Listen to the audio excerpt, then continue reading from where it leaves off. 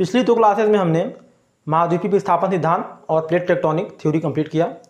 इसके बाद जो आज का हमारा टॉपिक है इसमें हम करेंगे इन दोनों का तुलना, यानी कि महाद्वीपीय विस्थापन सिद्धांत और प्लेट टेक्टोनिक थ्योरी जो हमारी है उन दोनों की तुलना करेंगे। इसके लिए हमने यहाँ पे आपको 6 पॉइंट दिखाए हैं, ये आधार है हमारे जो रेड से लिखा हुआ है, इसी के आधार पर हम इनका तुलना करेंगे। ठीक है, तो चलिए लेट नहीं करते हैं, शुरू करते हैं आज का सेशन। तो देखिए यहाँ मैंने लिख दिया है महाद्वीपीय विस्थापन सिद्धांत और यहाँ पे आपका है प्लेट टेक्टोनिक या फिर प्लेट विवर्तनिकी सिद्धांत। अब इसमें सबसे पहला पॉइंट अगर हम देखें तो इन दोनों में क्या होगा, तो उद्देश्य, यानी इनके उद्देश्य क्या है, ऑब्जेक्टिव क्या है, इनके बारे में हम देखेंगे। तो देखिए उद्देश्य महाद्वीपीय विस्थापन सिद्धांत में, तो इसमें क्या बताया गया, इसमें महाद्वीपों के विस्थापन के बारे में बताया गया। ठीक है, ये है, इसमें जानकारी जो मिलती है, क्या मिलती है, महाद्वीप के विस्थापन के बारे में। और वहीं अगर हम बात करते हैं प्लेट टेक्टोनिक थ्योरी यानी प्लेट विवर्तनिकी में, तो जो प्लेट टेक्टोनिक है इसमें क्या जानकारी मिलती है इससे, तो इसमें हमें पर्वत निर्माण, ज्वालामुखी द्वीप, महासागरीय गर्त, भूकंप इत्यादि जो क्रियाएं होती हैं, ये सभी जानकारियां हमें प्लेट टेक्टोनिक से मिलती है। ठीक है, अब हम आगे बढ़ते हैं। तो यहाँ पहला पॉइंट यानी कि उद्देश्य जो था हमारा, ये मैंने आपको बताया, यहाँ पे ये और यहाँ पे ये दिखा दिया मैंने। अब दूसरा पॉइंट देखिए, ये यहाँ पे लिखा हुआ है पैंजिया के विखंडन का कारण, यानी यहाँ पर अब हम इनका जो कंपेरिजन करेंगे इसके आधार पर करेंगे, पैंजिया के विखंडन का कारण। तो महाद्वीपीय विस्थापन सिद्धांत में जो आपका पैंजिया का विखंडन बताया गया, उसका कारण जो बताया गया, ये बताया गया आंतरिक कारण। क्या बताया गया, आंतरिक कारणों से जो है पैंजिया 2 भागों में बढ़ गया। ये किसने बताया, वेगनर साहब ने महाद्वीपीय विस्थापन सिद्धांत में, कि जो पैंजिया था वो 2 भागों में बढ़ गया आंतरिक कारणों से। और वही बात करते हैं अगर हम प्लेट टेक्टोनिक में, तो इसमें जो हमारा पैंजिया है इसके जो 2 भाग हुए, ठीक है, तो जो 2 भाग हुए उसका जो कारण बताया गया वो हॉटस्पॉट बताया गया। ये बताया गया करीब 20 पृथ्वी पे 20 लगभग हॉटस्पॉट थे, जिनकी वजह से जो हमारा पैंजिया था वो विखंडित हुआ था। और मैंने चूँकि पैंजिया के बारे में आपको पूरा बता रखा है, ये वीडियो एक अलग से मैंने डाला हुआ है, तो उसमें आप देख सकते हैं कि पैंजिया और जो अंगारा लैंड, गोंडवाना लैंड, सारी चीज़ें हैं, तो मैंने वहाँ आपको बता रखा है। ठीक है, तो यहाँ पे हॉटस्पॉट के द्वारा बताया गया कि जो विखंडन हुआ पैंजिया में, ये इसमें बताया गया। और यहाँ पर क्या बताया गया था, आंतरिक। अब बात करते हैं पॉइंट 3 की। इसमें देखिए लिखा हुआ है महाद्वीपीय, जो महाद्वीप प्रवाह कारण, यानी जो महाद्वीप प्रवाह कर रहे हैं, क्योंकि वेगनर साहब ने महाद्वीप की बात की थी और यही बात करें प्लेट टेक्टोनिक में, तो उसे उन्होंने प्लेट का नाम दिया था।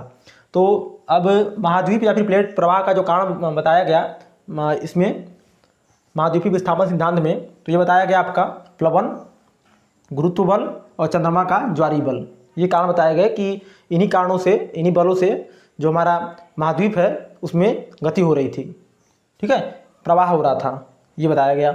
और वही अगर हम बात करते हैं, देखिए यहाँ पे प्लेट टेक्टोनिक में, तो यहाँ पे जो महाद्वीपें थी जिन्हें हमें प्लेट कहा, या फिर महासागरीय थे जिन्हें हम प्लेट कह रहे हैं प्लेट टेक्टोनिक में, तो उनमें जो मूवमेंट का कारण था प्लेटों का, वो क्या बताया गया, उसमें बताया गया संवहन तरंगे और हॉटस्पॉट।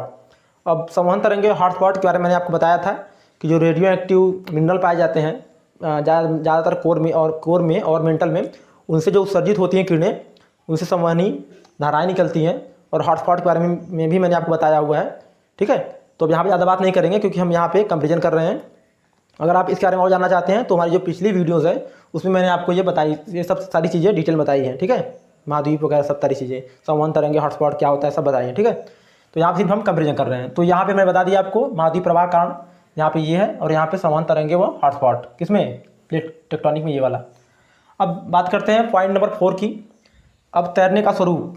ठीक है, चूँकि तैरने का स्वरूप मतलब, अब इसे बताया गया कि जो प्लेटें हैं, अब यहाँ प्लेट टेक्टोनिक बात की गई प्लेटों की, महाद्वीपीय विस्थापन सिद्धांत बात की गई महाद्वीपों की। तो महाद्वीप भी तैर रहा है इसमें बताया गया, और इसमें बताया गया प्लेटें तैर रही हैं। तो अब दोनों में किस तरह से बताया गया, ये हम देखेंगे कि उस प्लेटें कहाँ पर तैर रही हैं या फिर महाद्वीप कहाँ पर तैर रहा है। अब बात करेंगे महाद्वीपीय विस्थापन सिद्धांत की। तो देखिए यहाँ पे सियाल सीमा पर, यानी कि जो सियाल है, मैंने आपको बताया था कि जो सियाल पृथ्वी में 3 भाग बताए, सियाल, सीमा और निफे। ठीक है, तो इन्होंने बताया कि जो सियाल है, वेगनर साहब ने बताया महाद्वीपीय विस्थापन सिद्धांत में कि जो सियाल है वो सीमा पर तैर रहा है। ठीक है, ये बताया। और वहीं प्लेट टेक्टोनिक में बताया गया कि जो प्लेटें हैं वो स्थिनोस्फीयर पे तैर रही हैं। अब स्थिनोस्फीयर के बारे में मैंने आपको बताया है, तो सारी चीज़ें मुझे रिपीट करने की जरूरत नहीं है। ठीक है, तो जो प्लेटें हैं वो स्थिनोस्फीयर पे तैर रही हैं, यहाँ बताया गया आपका। और बात करें पॉइंट 5 की, तो इसमें क्या है, एंडीज व रॉकीज पर्वत निर्माण। अब फिर एक है आपका हिमालय का निर्माण। तो इनके बारे में सबसे पहले बात करते हैं, एंडीज व रॉकीज पर्वत का निर्माण। जो एंडीज पर्वत और रॉकीज पर्वत है, सबसे पहले इसका हम लोकेशन जान लेते हैं। तो जो हमारा एंडीज़ पर्वत है ये आपका दक्षिण अमेरिका में है, और जो हमारा रॉकीज पर्वत है ये आपका उत्तरी अमेरिका में है स्थित है। ठीक है, तो इसमें जो बताया गया कि जो ये एंडीज़ और रॉकीज पर्वत का निर्माण हुआ वो कैसे हुआ, तो वेगनर साहब ने महाद्वीपीय विस्थापन सिद्धांत में बताया कि जो सियाल चूँकि सीमा पे तैर रहा है, ऊपर बताया गया ना सियाल सीमा पे तैर रहा है, तो उन्होंने कहा जो सियाल सीमा तैर रहा है तो उसमें टकराव हुआ, इसके कारण से क्या हुआ, इस पर्वत का निर्माण हुआ टक्कर कारण की। उन्होंने बताया कि भाई जो मलबे थे उनमें वलन आ गया और ये पर्वत का निर्माण हुआ, जो कि काफ़ी विवादित भी रहा। ठीक है, क्योंकि जब सियाल सीमा पे तैर रहा है तो टकराने की स्थिति कहाँ पैदा होती है, और इतना टक्कर कहाँ से हो सकता है इतना तगड़ा कि पर्वत का निर्माण हो जाए, क्योंकि उस पर तैर रहा है। ठीक है, चलिए चूँकि हम यहाँ तुलना कर रहे हैं तो अब देखिए यहाँ पे ये बताया इन्होंने कि सियाल सीमा से टकराव हुआ, इस कारण ये पर्वत बने। अब बात करते हैं यहाँ पे अमेरिकन प्लेट। अब इसमें बताया गया जो प्लेट टेक्टोनिक है, इसे बताया गया जो पर्वत ये बने एंडीज़ और रॉकीज वो कैसे बने। तो यहाँ बताया कि जो अमेरिकन प्लेटें हैं और वो प्रशांत महासागरीय प्लेटें, मैंने आपको ये बताया है महाद्वीपीय विस्थापन सिद्धांत और प्लेट टेक्टोनिक में। तो जो अमेरिकन प्लेटें और प्रशांत महासागरीय प्लेटें हैं उनमें अभिसरण हुआ, यानी वो एक दूसरे की तरफ मूव हुई, और चूँकि जाहिर सी बात है महासागरीय प्लेटें सामान्यतः भारी होती हैं, तो महासागरीय प्लेट नीचे चली गई और जो महाद्वीपीय प्लेट थी वो ऊपर रही, और उनमें जो मलबे बीच में थे या फिर क्रस्ट जो था उनमें वलन के कारण एंडीज़ और रॉकीज पर्वत का निर्माण हुआ। किसमें बताया गया, आपका प्लेट टेक्टोनिक थ्योरी में। ठीक है, उसी प्रकार हिमालय का निर्माण भी बताया गया महाद्वीपीय विस्थापन सिद्धांत में कि जो मलबे थे उनमें संपीड़न कारण ये हुआ। और वहीं यहाँ पे बताया गया चूँकि यूरेशियन, इसमें भी बताया गया था कि यूरेशियन और इंडियन प्लेट में एक दूसरे की तरफ मूव कर रहे थे, तो उनमें जो बीच में मलबे थे चूँकि काफ़ी लंबे समय से उसमें गाद गिर रहा था, उसमें वलन के कारण जब एक दूसरे के पास आए तो संकुचन बल पैदा हुआ, कंप्रेशन बल, तो उसमें जो गाद थे उनमें क्या हुआ, फोल्ड हुआ, वो फोल्ड हो गए और ये हिमालय का निर्माण किए। और वहीं बात करते हैं हिमालय के निर्माण की बात में यहाँ पे प्लेट टेक्टोनिक में, तो यहाँ बताया गया कि जो यूरेशियन व इंडियन प्लेटों के अभिसरण के द्वारा, कि जो यूरेशियन प्लेट और इंडियन प्लेट एक दूसरे की तरफ मूव कर रहे थे।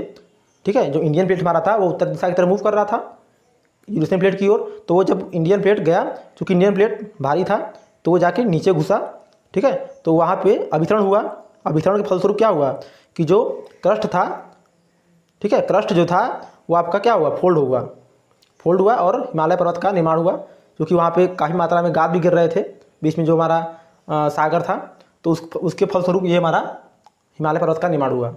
इसमें बताया गया अभिसरण, इसमें बताया गया मलबों का संपीड़न, क्योंकि मलबों का संपीड़न यहाँ पे भी हुआ है, लेकिन इसमें एक चीज़ ऐड हो गया था कि यहाँ पे प्लेटों का अभिसरण हुआ था। और यहाँ बताया गया कि चूँकि दो प्लेटें थी उनमें जब एक दूसरे की तरफ ये यहाँ पे स्थिर है, दूसरी प्लेट ऐसे जा रही है, तो इसमें जाके जब ये यहाँ पे ऐसे जब फोर्स लगाएगी तो जो बीच में गाद थे वो फोल्ड हो गए थे। जबकि यहाँ पे बताया गया क्या कि ये इसमें अभिसरित हुई, यानी एक दूसरे के नीचे घुस गई, इसी कारण ये प्लेट उठी और इसमें जो हमारा इसका ऊपरी क्रस्ट था वो फोल्ड हो गया, और साथ में मलबे भी जो थे वो क्रस्ट का भाग थे, वहीं आपका पर्वत का निर्माण किए हिमालय का। तो ये हमारा 5 पॉइंट कंप्लीट हुआ। अब छठा पॉइंट देखिए, कैरिबियन व जापान जैसे द्वीपों का निर्माण। जो कैरिबियन द्वीप हैं आपके और जो जापान द्वीप हैं, इनका निर्माण के बारे में अब देखेंगे कि महाद्वीपीय विस्थापन सिद्धांत क्या कहता है और वेगनर साहब प्लेट टेक्टोनिक थ्योरी क्या कहती है। तो महाद्वीपीय विस्थापन सिद्धांत में जो कैरिबियन द्वीप और जापान द्वीप है उसके बारे में कहा गया कि महाद्वीपीय विस्थापन के समय जो भाग महाद्वीप से अलग हो गए, यानी जब बताया गया महाद्वीपीय विस्थापन सिद्धांत में बताया गया कि भाई महाद्वीप एक दूसरे से अलग हो रहे थे, टूट रहे थे, तो उस समय जब वो अलग हो रहे थे एक दूसरे से, तो जो भाग द्वीप से यानी जो महाद्वीपों से जो भाग अलग उनके साथ मूव नहीं कर पाए, जैसे अब महाद्वीप अलग जैसे जुड़े हुए थे, अब जब यहाँ से अलग हो रहे थे, दो महाद्वीप अगर जुड़े हुए हैं अलग हो रहे थे, तो जो बीच में कुछ भाग रहा होगा जो टूट के अलग हो गया और वो इनके साथ इन दोनों के साथ नहीं जा पाया, वो वहीं पे कहीं रह गया। ठीक है, छोटा भाग, तो वहीं पे जो भाग रहा उसी को क्या कहा है, वहीं जो भाग है कैरिबियन व जापान जैसे द्वीपों का निर्माण हुआ।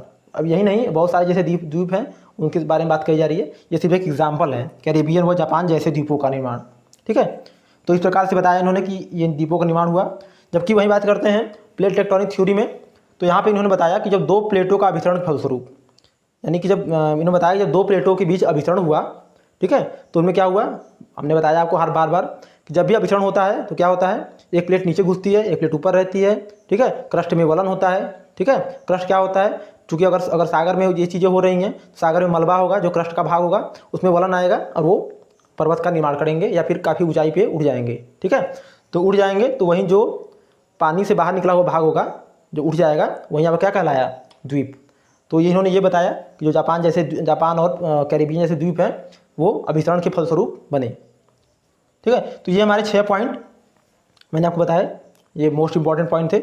अब इसमें देखिए, अब महाद्वीपीय विस्थापन सिद्धांत अल्फ्रेड वेगनर द्वारा दिया गया था, ये तो आपको पता होना चाहिए। ठीक है, और जो हमारा प्लेट टेक्टोनिक है ये क्या है, तो प्लेट टेक्टोनिक जो हमारा है वे वेगनर का जो महाद्वीपीय विस्थापन सिद्धांत था उसी का विकसित रूप माना जाता है इसे, प्लेट टेक्टोनिक थ्योरी को।